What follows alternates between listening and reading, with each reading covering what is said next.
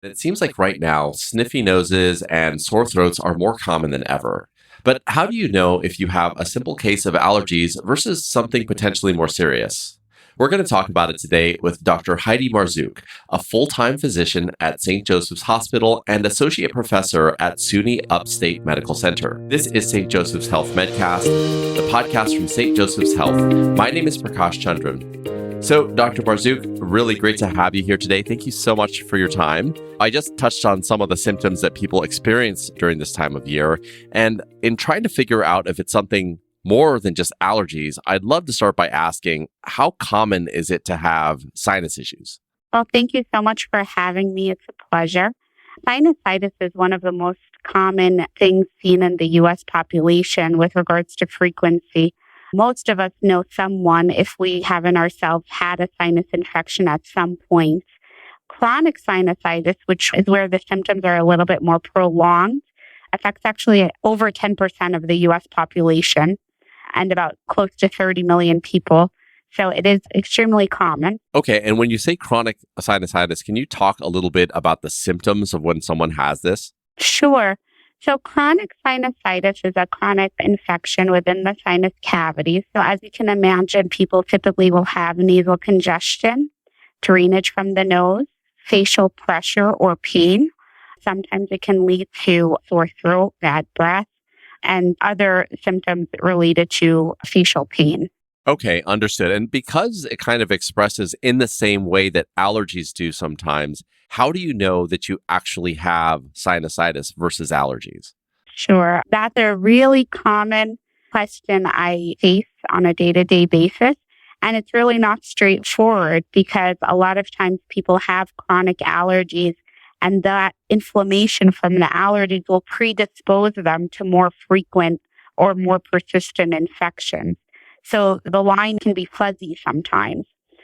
But ways that we can differentiate sometimes is when symptoms come on quickly and more severely, we tend to think that there might be an infection going on. 40% of allergy sufferers will feel facial pressure, but when the pain becomes more severe, we tend to think that there might be an infectious exacerbation. The other thing is the nature of the drainage. Typically, with a bacterial sinus infection, the drainage will change to be colored and more thick and not see-through and clear.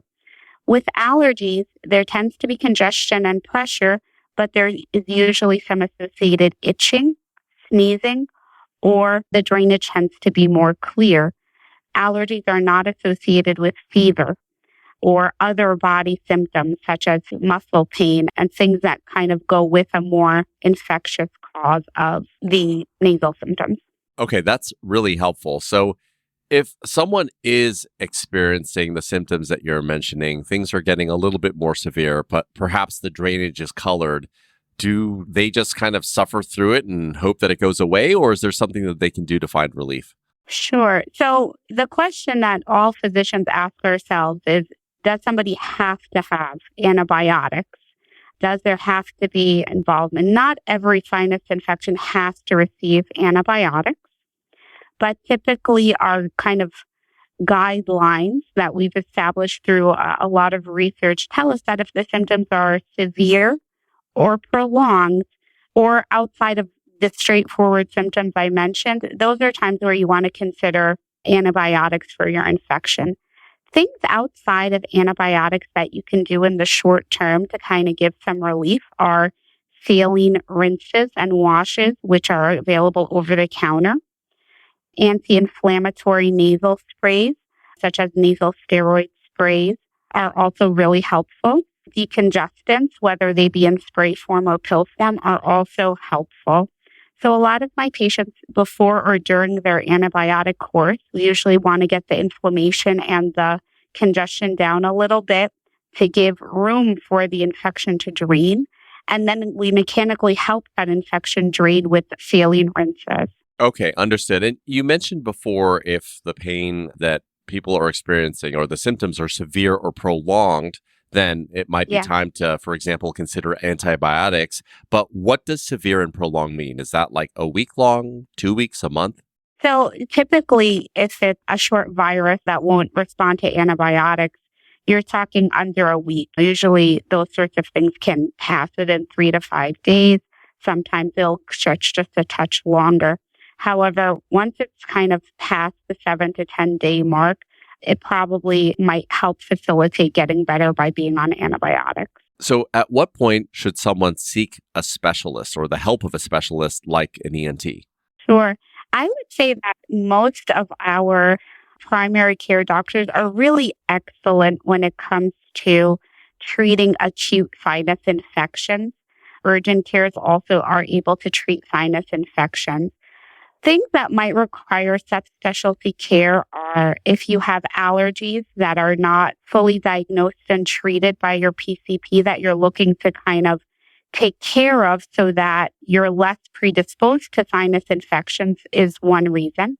Another reason is if you're having recurrent sinus infections. If we're having one sinus infection a year, the PCP is great. But if you're having more than 4 acute sinus infections in a year, that's typically a sign that you might need a specialist to see if there's something structural or underlying allergies that's predisposing you to this.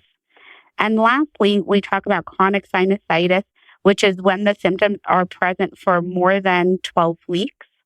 At that point, if with antibiotics and you're having 12 weeks of symptoms with the things we mentioned, subspecialty care is usually indicated at that point.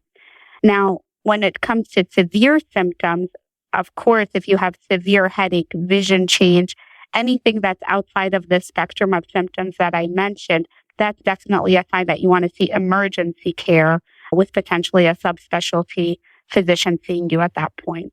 Let me ask a more general question. Even before someone starts to experience some of these symptoms, is there a way to proactively prevent or fix sinus issues altogether?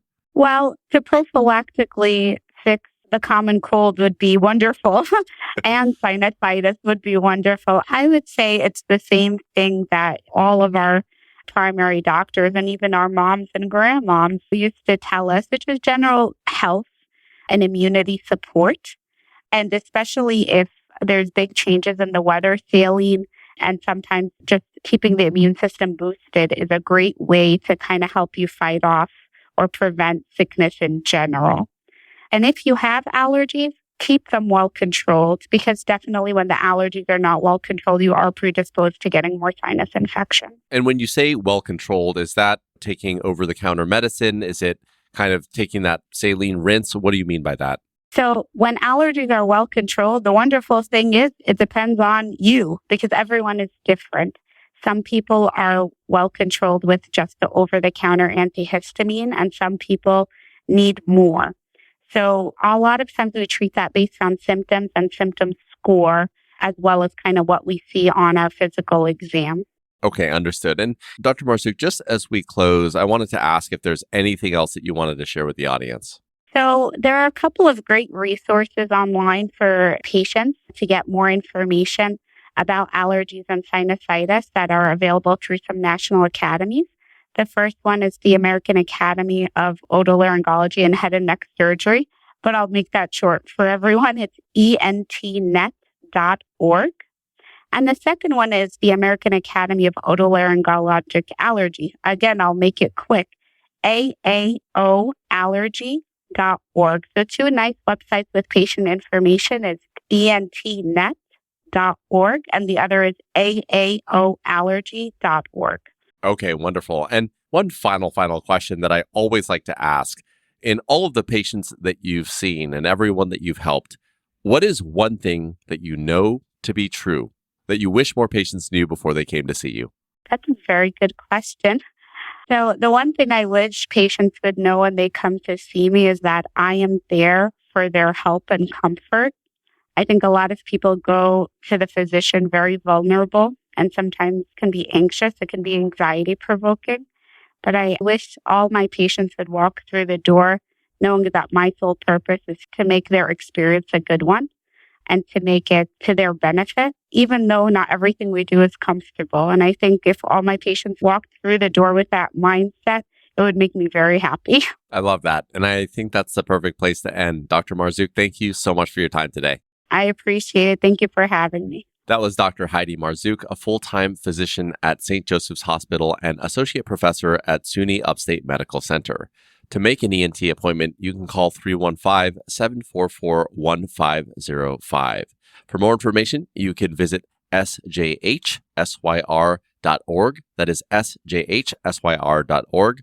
Or Dr. Marzouk mentioned two websites that you might be interested in. That is entnet.org or aaoallergy.org. If you found this podcast to be helpful, please share it on your social channels and be sure to check out the entire podcast library for topics of interest to you. This has been St. Joseph's Health Medcast from St. Joseph's Health. My name is Prakash Chandran. Thank you so much for listening and be well.